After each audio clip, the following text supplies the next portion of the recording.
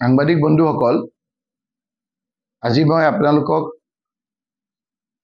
আমন্ত্ৰণ কৰি আনিছো কেৱল সামগুৰি বিধানসভা সমষ্টিৰ জিলা পৰিষদ, আঞ্চলিক পঞ্চায়ত আৰু সামগ্ৰিকভাৱে পঞ্চায়তৰ নিৰ্বাচনত সামগুৰি বিধানসভা সমষ্টিৰ ভোটদাতা ৰাইজে কংগ্ৰেছৰ প্ৰতি যি সমৰ্থন আগবঢ়ালে তাৰ বাবে আপোনালোকৰ যোগেদি ভোট দিয়া ভোট নিদিয়া সকলোকে ইয়াৰ লগত প্ৰত্যক্ষ পৰোক্ষভাৱে লাগি থকা সকলোকে মই ধন্যবাদ কৃতজ্ঞতা জনাবৰ কাৰণে আজি আপোনালোকৰ সহায় লৈছো আৰু আপোনালোকক আমন্ত্ৰণ কৰি আনিছো।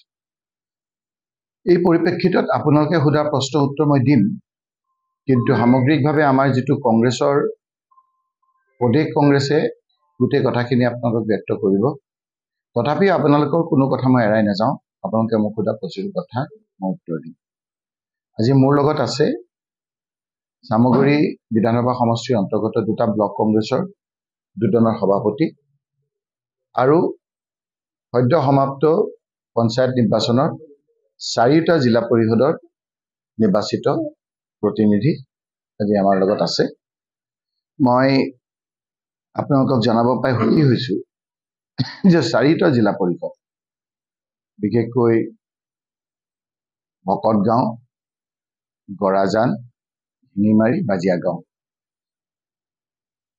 বৃহৎ ব্যৱধানত আমাৰ কংগ্ৰেছৰ প্ৰাৰ্থীসকল বিজয়ী হৈছে। অকল যে জিলা পৰিষদেই নহয়, আঞ্চলিক পঞ্চায়তৰ ক্ষেত্ৰতো প্ৰায় 80%তকৈ বেছি দুটা ব্লকৰ আমাৰ কংগ্ৰেছৰ প্ৰাৰ্থীসকলক আঞ্চলিক পঞ্চায়তত বিজয়ী কৰিছে। আৰু এইবাৰ জানে যে হিমন্ত বিশ্ব শৰ্মা ডাঙৰীয়াই নতুন আইন কৰি ৱাৰ্ডৰ ক্ষেত্ৰত ইণ্ডিপেণ্ডেণ্ট আপোনাৰ প্ৰাৰ্থী দিছে, যাতে পিছত টানাজোৰা কৰিব পাৰে। মই এইটোকে ক'ব বিচাৰিছো যে আমাৰ এইটো সমষ্টিত, বাকী সুধিলে মই ক'ম, হাত চিম্বলত য'ত আছে তাত মানুহে বেলেগ চিম্বলৰ মানুহক ভোট দিয়া নাই, আৰু সেইটোৱে বোধহয় হিমন্ত বিশ্ব শৰ্মা ডাঙৰীয়া আগতীয়াকৈ উমান পাইছিল, যিহেতু তেওঁ চৰকাৰত আছে। আৰু সেইকাৰণে এটা খেলা হেঁচা কৰিবৰ কাৰণে যেতিয়ালৈকে তেওঁলোকে কোনো ধৰণৰ ভাষা অন্য নকৰে, মই ক'ব খোজা নাই, টনাজোৰা যাতে কৰিব পাৰে তাৰ কাৰণে নিজৰ চিম্বলটো মই আগতো কৈ আহিছো যে নিজৰ চিম্বলটো আমাৰ ৱাৰ্ডত দিয়া নাই। যিয়ে নহওক, মই একান্ত সামগুৰি সমষ্টি বিধানসভা সমষ্টিৰ অন্তৰ্গত আজি ৰাইজক ধন্যবাদ আৰু কৃতজ্ঞতা জনাবৰ কাৰণে আপোনালোকক মাতি আনিছো। বিভিন্ন ক্ষেত্ৰত দেখা গৈছে যে নিৰ্বাচনৰ পাছত বিজেপি দলে, বিশেষকৈ মুখ্যমন্ত্ৰী ডাঙৰীয়াই আজি দেখিছো যে নিয়মীয়া বাৰ্তা আমাৰ জনপ্ৰিয় কাকতত কৈছে যে বিধানসভাত বেছি ভাল হ'ব। মই তেখেতক কেৱল মনত পেলাই দিবলৈ বিচাৰিছো, তৰুণ গগৈ ডাঙৰীয়া যেতিয়া মুখ্যমন্ত্ৰী আছিল, এই ৰকিবুল হুছেইনো যেতিয়া মন্ত্ৰী আছিল, সেই সময়ৰ পঞ্চায়ত নিৰ্বাচন প্ৰায় 26,000 ৱাৰ্ড আছিল। এই 26,000 ৱাৰ্ডৰ প্ৰায় 21,000ত কংগ্ৰেছ প্ৰাৰ্থীসকল জিকিছিল। 2,200 প্ৰায় 9টা পঞ্চায়ত আছিল, তাত 90% কংগ্ৰেছৰ প্ৰাৰ্থী জিকিছিল। 219টা জিলা পৰিষদ আছিল, প্ৰায় 90% কংগ্ৰেছ প্ৰাৰ্থীসকল জিকিছিল। কিন্তু তাৰ 6 মাহৰ পিছত হোৱা নিৰ্বাচনত কংগ্ৰেছ ধৰাশায়ী হৈ গ'ল, ৰাইজে কংগ্ৰেছক সমৰ্থন নকৰিলে। গতিকে পাৰ্টি ইন পাৱাৰ, ক্ষমতাত থকা অৱস্থাত এখন চৰকাৰৰ প্ৰতি পঞ্চায়ত নিৰ্বাচনত সমৰ্থন পোৱাটো অকল ইয়াতো নহয়, সমগ্ৰ ভাৰতবৰ্ষতে এনেধৰণৰ এটা দেখা যায় যে এইটো কিন্তু বিধানসভাত ৰিফ্লেক্ট নহয়। গতিকে যিটো তেওঁ এটা আভুৱা দিব বিচাৰিছে যে অমুকৰ আপোনাৰ প্ৰাধান্য কমি গৈছে, জনপ্ৰিয়তাটো কমি গৈছে, মোৰ কথা কোৱা নাই বেলেগৰ, বা বিজেপি একদম ৯৫টা চিট পাব, এই নিৰ্বাচনে সেইটোৰ প্ৰভাৱ আগতো পৰা নাই, কংগ্ৰেছৰ দিনতো পৰা নাই, আৰু এতিয়াও আপোনাৰ নপৰে, কাৰণ গোটেই ইছ্যু বেলেগ হ'ব। এতিয়া আমাৰ বিভিন্ন ধৰণৰ ইছ্যু হৈছে। তেতিয়া এটাই আমাৰ ডাঙৰ ইছ্যু হ'ব মোৰ মতে, যে হিমন্ত বিশ্ব শৰ্মা ইছ্যু। হিমন্ত বিশ্ব শৰ্মাক অসমত লাগে বা নালাগে, সেই ইছ্যুটোতে মই ভাবিছোঁ যে আমি বিজয়ী হ'ম। গতিকে এই নিৰ্বাচনে সেই নিৰ্বাচনটো ৰিফ্লেক্ট নকৰে। এৰাই চলিব বিচাৰিছে, আৰু তেওঁ কৈছে যে ব্যক্তিগত আক্ৰমণ নকৰোঁ। সেইটোৱে ৰাইজে, তেওঁ ভাবিছে যে মোৰতো সোমোৱাই থৈছোঁ মই বালিত, মোৰ গাটো দেখা নাই। উট চৰাই, আপোনালোকক আগতো কওঁ মই, মৰুভূমিত এটা এবিধ চৰাই আছে, উট চৰাই। উট চৰাই যেতিয়া দেখে যে চিকাৰী একদম আহি গ'ল, তেওঁক আৰু পলাবলৈ ৰাস্তা নাই, তেতিয়া মূৰটো বালিত সোমোৱাই দিয়ে। বালিত সোমাই পেলাই দেখে যে গাটো দেখা নাই, চিকাৰী ওচৰৰ পৰা চিকাৰ কৰি লৈ গুচি যায়। আমাৰ মুখ্যমন্ত্ৰী ডাঙৰীয়াও ভাবি আছে যে তেওঁৰ এই চলাহী কথাবিলাক বুজা নাই, বুজি আছে, এতিয়া ক্ষমতাত থকাৰ কাৰণে অকণমান মানুহে ক'ৰবাত পুলিচ মিলিটাৰী, আপোনালোকে চাওক নগাঁৱতে ৰাতি আপোনাৰ 4-5খন থানাৰ মানুহ নি এজন ব্লক প্ৰেচিডেণ্টৰ ঘৰ ঘেৰাও কৰি তাৰ পৰা উদ্ধাৰ কৰিছে, এজন যেন গবাইত চুৰ এজনক তেওঁ ধৰাই আনিছে। কিমানটা আজি জিকিলে বুলি কৈছে, কিমানটা তেওঁলোকে কেণ্ডিডেট দিব নিদিলে, সেইটো উত্তৰ নিদিয়ে কিয়? কেণ্ডিডেটক কিমান ভয় ভাবুকিৰে তেওঁলোকে নমিনেশ্যন দিব নিদিলে, সেই কথাটো নকয় কিয়? আমাৰ চামগুৰি সমষ্টিত কিমানক দিব নিদিলে আপোনাৰ, সেইখিনি আকৌ ফিটাই মাৰিছে, যি ৱাৰ্ড মেম্বাৰখিনি দিব নিদিলে। সেইটোতো ইলেকশ্যনৰ সদায়তো নহয়। সদায় যদি আপোনাৰ বলৱান মানুহে জিকিলেহেঁতেন, তেতিয়া দাৰা সিঙে প্ৰধানমন্ত্ৰী হ'লহেঁতেন, মনমোহন সিং ক'ত হ'ব পাৰিলে?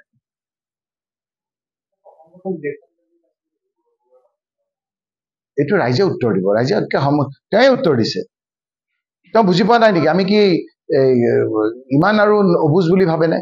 যোৱাকালিলৈকে যিটো সুস্থাৰ আছিল, আজি লগে লগে তেওঁ একেবাৰে কৈছে যে সেইটো কোনো ধৰণৰ ইছ্যুৱেই নহয়, ব্যক্তিগত আক্ৰমণ। সেইটো পৰহিলৈকে ব্যক্তিগত নাছিল, ৰাজহুৱা আছিল, আজি ব্যক্তিগত হ'ল। সোধক, যি সোধে।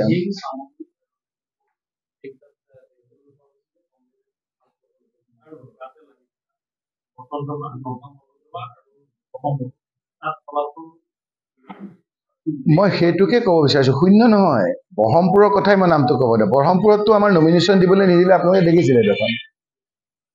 ব্ৰহ্মপুৰৰ এজন ব্লক প্ৰেচিডেণ্টৰ ঘৰত 3খন থানা, মইতো এনেকুৱা দেখা নাই। ডাঙৰ ডাঙৰ চুৰ ডকাইতবিলাক নাইকিয়া হৈ গ'লহেঁতেন যদি পুলিচক সক্ৰিয় কৰি ৰাখিলেহেঁতেন। 3খন থানা, জুৰিডিকশ্যন নাথাকা থানাই ঘেৰাও কৰি, আমাৰ এজন কেণ্ডিডেটে ভয়তে গৈ তাত আছিলে বুলি তাত ঘেৰাও কৰি উদ্ৰ কৰাইছে। এতিয়া আপোনালোকৰ মই দেখিছোঁ, য'ত এই ৰিজাল্ট দিছে, তাত ব্ৰহ্মপুৰ অপ্ৰতিদ্বন্দ্বী বস্তুটো কি? নমিনেশ্যন দিব দিয়া নাই, ভয় ভীতি প্ৰদৰ্শন কৰিছে।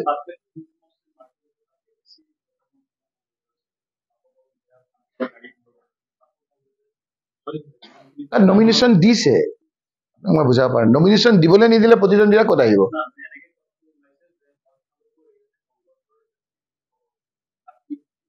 আপুনি সেই কথাটো সুধিলেতো মই কৈ দিব পাৰিম। আপুনি যদি কথাটো সেই ধৰণেৰে সোধে, মই সেই ধৰণে উত্তৰ দিব পাৰিম। ক'ত ছাকচেছ হৈছে? মুখ্যমন্ত্ৰী নিজেই কৈছিল যে অহাবাৰ আমি, আপুনি এইটো নুঠে নে নুঠে, নিজেই কৈছিল মই চামগুৰি লাহৰীঘাট ধিং জিকিম, কোৱা নাছিল? এই কেইদিনমান আগত কোৱা নাছিল জানো? কৈছিল নে নাই? তাত নাই কোৱা, তেওঁতো কোনো নিমাত। সেইবিলাক কথা নহয়। আপোনাৰ গৌৰৱ গগৈ জিকাটো কি আছিলে? MP জিকাটোত কি আছিল? তেওঁ কেতিয়াবা স্বীকাৰ কৰিলে নেকি যে হয় সেইখিনি মানুহক মই মানসিক খাদ্য দিব পৰা নাই, সেইকাৰণে মানুহখিনি মোক ৰিজেক্ট কৰিছিল? কিন্তু একান্তভাৱে পঞ্চায়ত নিৰ্বাচনত এনেকুৱা ধৰণৰ ৰিজাল্টটো আমাৰ দিনতো হৈছিলে, কংগ্ৰেছৰ দিনতো হৈছিলে। কংগ্ৰেছৰ দিনতো আমি পঞ্চায়তত জিকিছিলো, 6 মাহৰ পিছত হোৱা বিধানসভা সমষ্টিত কংগ্ৰেছ ধৰাশায়ী হৈছিল। পাৰ্টি ইন পাৱাৰ, ক্ষমতাত থকা অৱস্থাত পঞ্চায়ত নিৰ্বাচনত তেনেকুৱা ৰিজাল্ট হোৱাটো কোনো অস্বাভাৱিক নহয়। কথা মই দেখিছো বিভিন্ন মাধ্যমত যে ধুবুৰী এনেকুৱা ধৰণৰ এটা কথা লিখিছে যে AIUDF আকৌ চৰ্চালৈ আহিছে। আপোনালোকক এনালাইচিছ কৰি দেখাব বিচাৰিছো যে ধুবুৰী লোকসভা সমষ্টিত 11টা বিধানসভা সমষ্টি,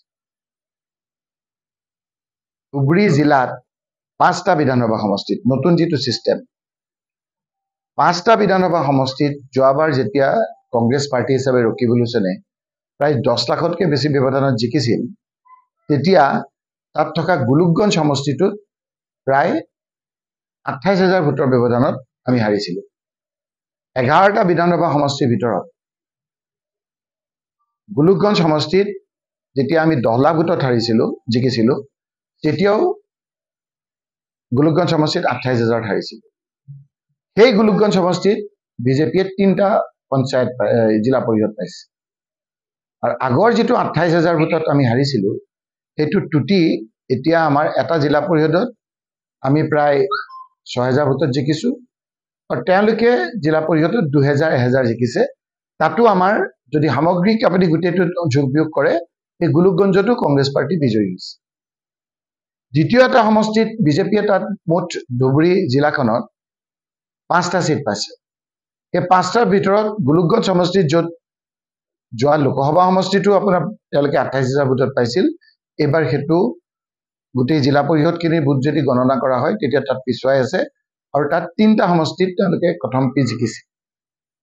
আৰু এটা সমষ্টিৰ কথা সঘনাই মাননীয় মুখ্যমন্ত্ৰী ডাঙৰীয়াই কয়, বিলাসীপাৰা সমষ্টি। এই বিলাসীপাৰা সমষ্টিত দুটা সমষ্টিত তেওঁলোকে জিকিছে বিজেপি, আৰু 2টা আমাৰ কংগ্ৰেছ জিকিছে। আৰু 2টা বুথ যদি চাই, তাত কংগ্ৰেছ বহু ভোটত বিজয়ী হৈছে। গতিকে বাহিৰত যিটো কৈছে যে বিজেপি উত্থান হৈছে, বিজেপিৰ যোৱাবাৰো 10 লাখ ভোটত আমি জিকাৰ সময়তো গোলোকগঞ্জ সমষ্টিটো ভোট পাইছিলে, বিলাসীপাৰা সমষ্টিটো ভোট পাইছিলে, আৰু তাৰে 3টা যোগ 2টা 5টা হৈছে। AIDF তাত পাইছে 3টা, ধুবুৰী জিলাখনৰ কথা কৈ আছো। AIDF ধুবুৰী বিধানসভা সমষ্টিত তেওঁলোকৰ বিধায়ক আছে, সেই বিধায়ক থকা সমষ্টিত 1টা পাইছে, কংগ্ৰেছে 3টা পাইছে। যোৱাবাৰতো আপোনাৰ একেবাৰেতো তেওঁলোকে ভোট নোপোৱাকৈ থকা নাই। যোনে আপোনাৰ এইবিলাক অলপ পলিটিকেল এনালাইচিছ কৰে তেওঁলোকে এতিয়া বুজি পাব, কাৰণ এনেকুৱা ধৰণৰ আবহাৱা কৰি দিছে যে ধুবুৰী জিলাখনত উত্থান হৈছে। ধুবুৰী বিধানসভা সমষ্টিত 1টা পাইছে AUDF, আপোনালোকৰ তাত ডাটা আছে। 3টা কংগ্ৰেছে পাইছে, আৰু অৱশ্যে এটা ঠিক বীৰসিং জোৰৱাত তেওঁলোকে 2টা পাইছে AUDF, এইকেইটা হৈ 3টা হৈছে। কংগ্ৰেছে পাইছে 10টা। ক'ত আপোনাৰ এই কথাবিলাক হৈছে? আমাৰ গোৱালপাৰা জিলাখনত সামগ্ৰিকভাৱে 4টা বিধানসভা সমষ্টি, 4জন আমাৰ MLA আছে, কিন্তু মাত্ৰ 2টা সমষ্টিহে ধুবুৰী লোকসভা সমষ্টিৰ অন্তৰ্গত। সেই 2টা সমষ্টিত পূব সমষ্টিত 2টাত কংগ্ৰেছ জিকিছে, এটাত AGP জিকিছে, এটাত ইণ্ডিপেণ্ডেণ্ট জিকিছে। যে ক'ত আপোনাৰ AUDFৰ উত্থান হৈছে? জলেশ্বৰ সমষ্টিত AUDFে অলপ ছিট পাইছে, তাত 2টা ছিট তেওঁলোকে পাইছে। গতিকে যিটো এটা আবহাৱা দিছে সেই কথাটো সত্য নহয়। অসমৰ ক্ষেত্ৰত যিটো একেবাৰে ধুলিয়াত হৈ গ'ল বুলি কৈছে, সেইটোও সত্য নহয়। ধুবুৰীতটো মই আপোনালোকক দেখালোৱেই যে ধুবুৰীতটোতো নহয়েই, আৰু চামগুৰিৰ ক্ষেত্ৰত আপোনালোকে দেখিছে যে ৰাইজে ইমান ভালকে ভোট দিছে। যোৱাবাৰো মই কৈছো যে যোৱাবাৰ উপনিৰ্বাচনত এতিয়াও আপোনাৰ কথাটো মই কোন চেণ্টাৰত ৰেগিং হৈছে, কোন কেনেকে কৰিছে, কোন 4জন MLA গৈ পেলাই কৰিছে, সকলো তথ্য পাতি দিছিলো, আৰু ফটো সৈতে। এইবাৰো য'ত আপোনাৰ ৰেগিং হৈছে, য'ত আমি ৰিটাৰ্ণ অভিযোগ আমাৰ বুথৰ আমাৰ বুথ চেণ্টাৰত হোৱা ৰেগিঙৰ কথা তথ্য সহকাৰে ফটো সহ বাকচ কৰি কাঢ়ি নিয়া ফটো সহ আমি SP ডাঙৰীয়াকো দিছো, আমি ডিষ্ট্ৰিক্ট কমিশ্যনাৰকো দিছো, আৰু আমাৰ তাৰ যিজন ইনচাৰ্জ অফিচাৰ আছে, প্ৰিজাইডিং অফিচাৰ, তাকো আমাৰ কেণ্ডিডেটে অভিযোগ দিছে। তৎসত্বেও ৰেগিঙৰ ইমান কৰাৰ পিছতো তেওঁলোকে বলে নোৱাৰিলে। যিকেইটাত ৰেগিং কৰিছে সেইকেইটাত আপোনালোকে চালেই গম পাব যে ব্যৱধানটো বহুত বেছি ৱাৰ্ড মেম্বাৰৰ ক্ষেত্ৰতে হওক, অন্য ক্ষেত্ৰতে হওক তেওঁলোকে পাইছে। গতিকে মই পঞ্চায়ত নিৰ্বাচনত যিটো সামগ্ৰিক এটা আবহাৱা দেখুৱাব বিচাৰিছে বিজেপিয়ে, এইটো সত্য নহয়। যোৱা কংগ্ৰেছ চৰকাৰ থকা অৱস্থাতো আমি মোৰ সমষ্টিত কৈছিলো, চামগুৰি সমষ্টিত 230টা ৱাৰ্ড আছিল, আপোনালোকে তথ্য চাই ল'ব, 230টাই আমি জিকিছো। আপোনালোকৰ দুই এজন সাংবাদিকো মোৰ সামগ্ৰী সমষ্টিত থাকে। 13টা পঞ্চায়ত আছিল, 13টা পঞ্চায়তে আমি জিকিছিল। 30টা ৱাৰ্ড আছিল, 230টাই জিকিছিল। 13টা আঞ্চলিক পঞ্চায়ত আছিল, 13টা আঞ্চলিক পঞ্চায়তে আমি জিকিছিল।